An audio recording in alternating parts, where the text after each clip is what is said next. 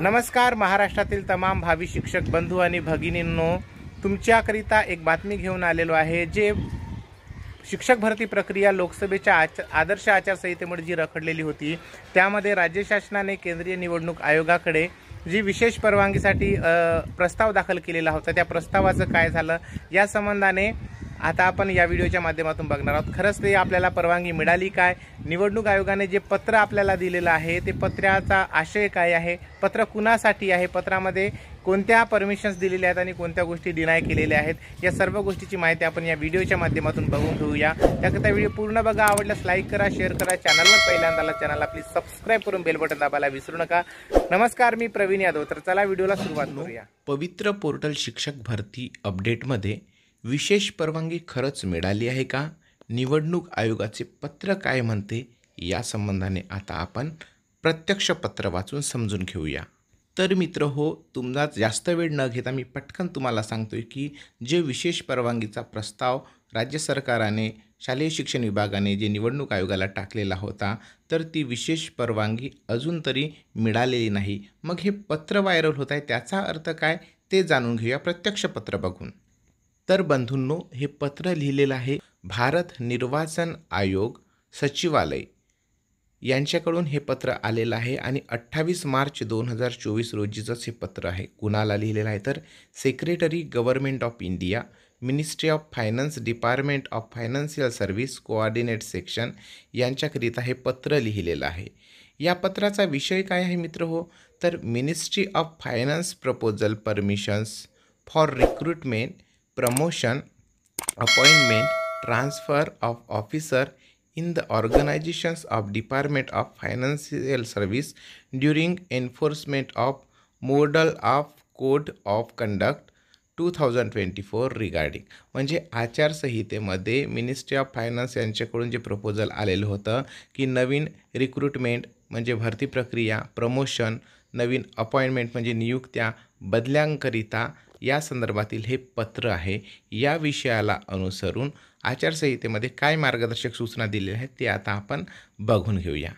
मित्र हो, या पत्राचा मजकूर आपण वाचून घेऊया। यामध्ये असं सांगितलेलं आहे की I am directed to refer to Ministry of Finance, letter number दिलेला आहे dated 26 March 2024, received from the additional secretary on the subject of the cited to the state that commission has no objection from MCC angle to the promotion transfer of officers subject to the condition that no official involved in the elections of work in any capacity is relieved, dislocated till the election process is over। म्हणजे या पत्राद्वारे election commission हे सांगत आहे की ज्या कर्मचाऱ्यांचा प्रत्यक्ष इलेक्शनमध्ये इन्व्हॉल्व नाही आहेत त्यांचे प्रमोशन आणि त्यांच्या बदल्या करण्याकरिता इलेक्शन कमिशनला काहीच प्रॉब्लेम नाही आहे, असं याचा अर्थ होत आहे।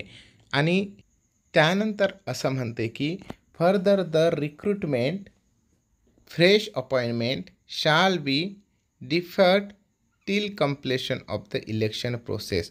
परंतु नवीन रिक्रुटमेंट आणि नवीन अपॉइंटमेंटसाठी मात्र इथे थोडी स्थगिती दिलेली आहे।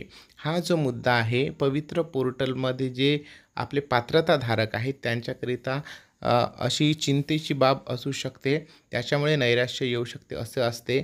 परंतु माझ्या सर्व पवित्र पोर्टलला जे लॉग इन केलेले आहेत आणि जे सर्व पात्रताधारक बंधू भगिनी आहेत त्यांच्याकरता मी एक सांगू शकतो की हे इलेक्शन कमिशनचं लेटर जे आहे यामध्ये फक्त नवीन अपॉइंटमेंट आणि रिक्रुटमेंट्स यासाठी मात्र बंदी आणलेली आहे जोपर्यंत ही इलेक्शन प्रक्रिया सुरू आहे।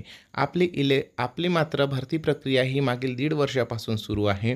आपला जो प्रस्ताव सादर केलेला होता इलेक्शन कमिशनला तो योग्य पुराव्यासकट सादर केलेला आहे आणि यामध्ये परीक्षा झालेली आहे, रिझल्ट लागलेला आहे, तुमचे ऑप्शन्स, तुमचे प्रिफरन्स लॉक केलेले आहेत, काही ठिकाणी त्यांना रिक्रुटमेंट पण मिळाली आहे, कागदपत्राची पडताळणी झालेली आहे। फक्त काही ठिकाणी मात्र याद्या लागायच्या आहेत आणि कागदपत्राची पडताळणी व्हायची आहे, काही ठिकाणी जॉईनिंग व्हायची आहे। त्यामुळे इथे फार काही जास्त विषय वेगळा आहे आपला, त्यामुळे आपल्याला ही परवानगी मिळू शकेल यावर आपल्याला वेळ किती लागेल याचा जर विचार केला तर परत आपण इतके दिवस थांबलो तर अजून 2-3 दिवस आपण वेट करूया, कारण हे लेटर आहे 26 मार्चचं आणि 28 मार्चला याचं उत्तर आलेलं आहे.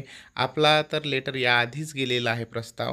लवकरच 2-4 दिवसामध्ये आपल्याला या संबंधाने एक गुड न्यूज ऐकायला मिळेल आणि सगळ्या पवित्र पोर्टलवर पात्रताधारक शिक्षकांना एक चांगली बातमी ऐकायला मिळेल असं मला वाटते. सोशल मीडिया किंवा इतरत्र फिरत असणाऱ्या अशा कुठल्याही अफवावर आपण विश्वास ठेवू नका. आपण एका योग्य मार्गाने आपण जात आहोत. योग्य मार्गाने आपल्या पक्षामध्ये नक्की निकाल लागेल हीच आपण आशा बाळगू शकतो आणि लागलाच पाहिजे असं मला तरी वाटेल. तुम्हा सर्वांना शुभेच्छा देतो.